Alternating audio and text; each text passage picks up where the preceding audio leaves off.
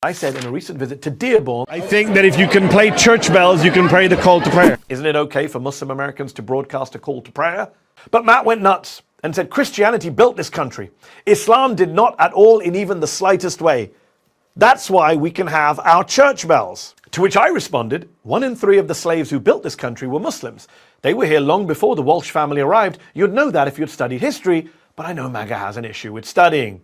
To which Matt responded with a 13-minute video in which he got really mad, but was unable to rebut the 2 central points that I made. It's not my fault if they didn't teach you about slavery in high school. In his video, Matt Walsh sounds like a Monty Python sketch. What did the slaves ever do for us? Ignoring the railways, the roads, the ports, the literal seat of our government, the White House and the Capitol, all built by enslaved people. And 1 in 3 of them, remember, being Muslims. He even issues this challenge to me. If Islam had ceased to exist 300 years ago, this country would not have lost a single thing.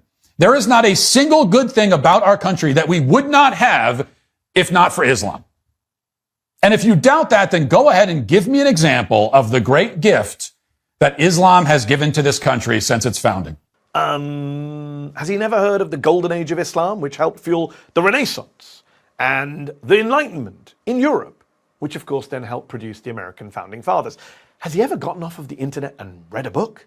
But look, I'm happy to fill the gaps in his education. How about the planning of the moon landings? That was a Muslim American scientist and immigrant. How about the science behind modern skyscrapers? That was a Muslim American engineer and immigrant. How about brain tumor treatment? That was a Muslim American neurosurgeon and immigrant.